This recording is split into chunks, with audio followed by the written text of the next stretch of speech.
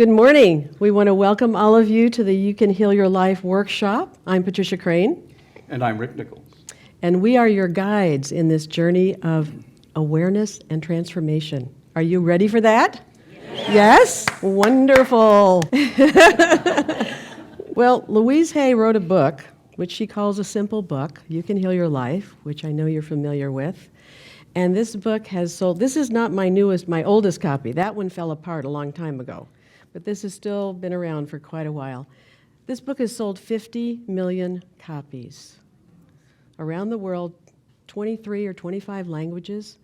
But even more important than that is that this book and the techniques in it have transformed the lives of millions of people emotionally, mentally, and spiritually.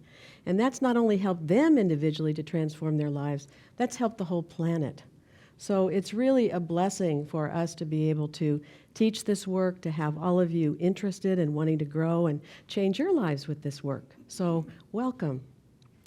Now, when you walked in, we asked you to pick a card, one of Louise's Power Thought cards.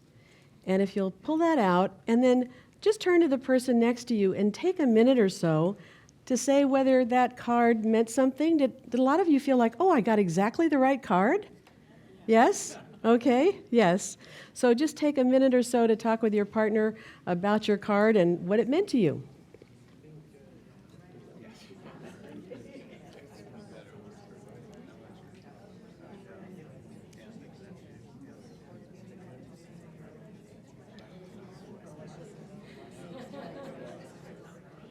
We'd like to share with you now some background on how we each found Louise's work. And for myself, I actually had started meditating at a really tough part of my life some years ago. If anybody in here, has anybody noticed that when you have a tough time in your life, you start looking for something to change, right? And that intention puts it out there and it happens. So I was already meditating, and I had actually already discovered that there were books and workshops that told me your thoughts create your reality. And I'd never heard this growing up, so I thought it was pretty weird at first, and yet it actually felt really right. And as I continued with that, of course, I found Louise's Heal Your Body book, which was the first one that was out, and started looking up my symptoms and things like everybody else did. We all carried it around in our purses, and whipped it out when anybody had a disease or a symptom and said, oh, hey.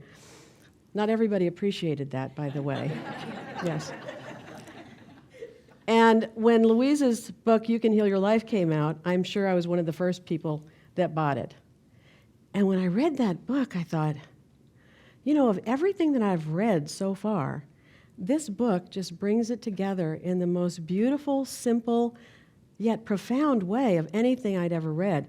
And I thought, I really want to meet this woman someday. But I didn't really do anything about that. And a while later, a friend of mine called and said, I'm going to this holistic health meeting next week at 6:30 in the morning. It's a breakfast meeting. Would you like to go? And I said, 6:30? I have to be up, coherent, dressed, and somewhere? I said, I'm not getting up for just anybody. So find out who's speaking. She calls me back and she says, Louise Hay. I said, I'm there. Absolutely. So I went to that meeting. I met Louise, talked to her afterwards, got on her mailing list, and about 4 or 5 months later, I get a letter from Hay House that Louise is leading the first intensive. Yes, people, there were letters back then. She was leading the first 1-week intensive. And now she'd been leading the 2-day Love Yourself, Heal Your Life workshop that's very well known at this point, but this was the first week-long intensive. And somehow at the time, I was a rather poor student. I just said, I'm manifesting the money to go to that, and I did. And it was amazing. People from around the world were there. The group energy just transformed everyone so much. It was fantastic. I went to the next one about 6 months later, and I thought it would be great to be an assistant. And I started affirming to be an assistant. And I did get asked to be an assistant the next several trainings wasn't trainings at that point. The next several programs that she did, the intensives, I was asked to be an assistant.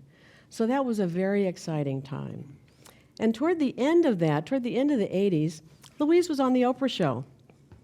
Oprah held up the book, bestseller overnight, right? And so the Hay House phones were ringing off the hook, And Louise called myself and 3 others who'd been assisting and said, how would you like to start leading the 2-day Love Yourself, Heal Your Life workshop, because I don't have time anymore? What do you think we said? It sounds great, doesn't it? And so we started leading those, and I went to places in the U.S. and Canada, and ultimately ended up in the U.K. And the students there said, you know, this workshop has changed our lives so much over and above the book. Could you lead a training program? Well, I'd never thought of that. So I came back to the U.S., and I called Louise, and I said, people want a training program. And she said, great, put it together, and then let me know what you want to do. So I thought that was extremely gracious. And so I put together a whole plan for a week-long training program, which she approved. That's been going now for 19 years, and there are many Heal Your Life teachers around the world now sharing Louise's fantastic philosophy and helping people change their lives and indeed change the whole planet. So ultimately, it evolved into something that I had never thought of. But Spirit had an idea of unrolling this whole thing, and it's been a very exciting journey and a journey that I feel very blessed to be a part of. So I'll now turn it over to Rick, and he will share how he found Louise's work. Well, unfortunately, I didn't have Louise served up to me for breakfast, so I had to go to her in a different way. I woke up one day in my early to mid-40s somewhere, and people do this, you know, and say, you know what, it's just not right. Life has been fulfilling. I wasn't in trouble. I didn't have any diseases to speak of. I wasn't destitute, broke. I was living alone. I was lonely, and life was not fulfilling. It wasn't fun. And I said, I got to do something about this. It has to change. And I'd done that about 15 or 30 times before. My life is changing today, and of course I went back to doing the same old things. And when you do the same old things, then of course, as they always say, you get the same results. And I said, but this time it's changing. I insist on it. And I told a friend of mine, she was actually a girlfriend at the time, that I aspired to change my life. And she said, well, why don't you try affirmations? And I said, what's an affirmation?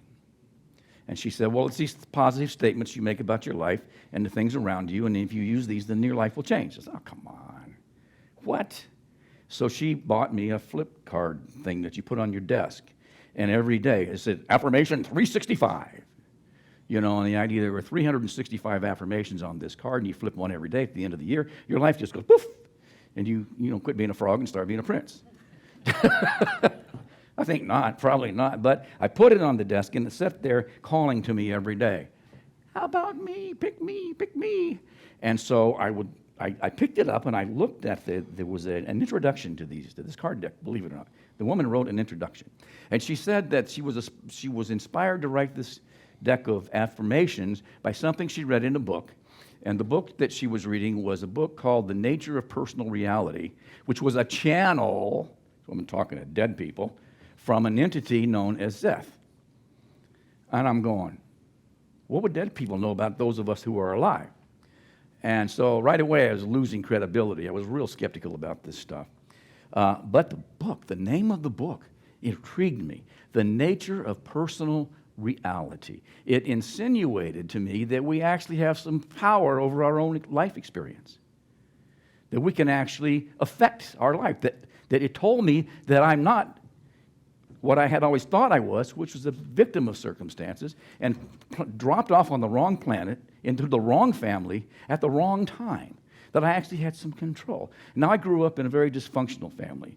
You know, I was raised by 2 alcoholic combatants with 5 siblings in a domestic war zone. And all of us kids were survivalists, so our job was to survive through this whole thing. So a lot of stuff was embedded in my head by the time I got to be an adult. But it told me that I had some power over my life. And I said, wow. So I got a hold of the book. Same girlfriend, she brought me the book. She knew I needed help. So she brings me this book. I start reading it, and everything starts going wrong in my life. I start getting flat tires, oversleeping, missing appointments, just forgetting things, and it's just gone afoul. And I'd read something in the book that cautioned you that can kind of happen when you begin to change your life. Guess what? Your life will begin to change. It won't look the same as it's always looked. But I was getting nervous about that, so I called a friend of mine who was a secretary in one of the jobs I'd had previously. Her name was Samantha. She channeled dead people too. And I always sort of ignored that piece of it because she was a very good secretary. She would have Merlin or somebody sitting on her desk from time to time. So I said, Sam, I'm reading this book and I'm having these problems. What's causing that? She said, I don't know. I said, what do you mean you don't know? You're a psychic. You're supposed to know these things. She said, no, I don't know, but you can call my friend in San Francisco. She is are you ready for this? A psychic to the psychics. We're talking power here, honey, power. So I called her up and I explained the situation. She said, well, I know exactly what's wrong. I said, what's wrong? She said, you're reading at the graduate level and you are a neophyte. Your consciousness hasn't a prayer of understanding what that channel is saying, but it's very real information. So it's coming into your mind, and it's working the underworld of your mind, and it's causing changes in your life, but you don't understand them. I said, well, I want to learn this point of power that's in the present moment that they're talking about.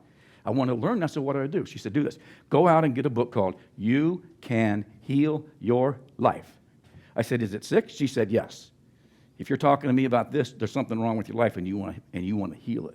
Louise Hay, You Can Heal Your Life. She said, read that book from cover to cover first, and then go back to the front cover and crawl through it, ingesting every word, doing every exercise, no matter how ridiculous you think, looking in a mirror and saying, I love you, might be, and embarrassing it may be, to pound on pillows. Do it. Do not allow yourself to skip anything or say, that's not for me. I already know that. I don't need to do that. Just do it. And on a rare occasion, getting better all the time, but on a rare occasion, I will follow instructions. So that's what I did. It took me about 6 months to finish that book. And I would not allow myself to go on to the next chapter in the book until I had memorized the treatment or affirmation that's in the front. In the Infinity of Life, where I am all is perfect, whole, and complete, you'll be hearing a lot of that over the weekend. That was sort of my measure that I've actually gotten to a point where I understand what's going on here, and then I could move on.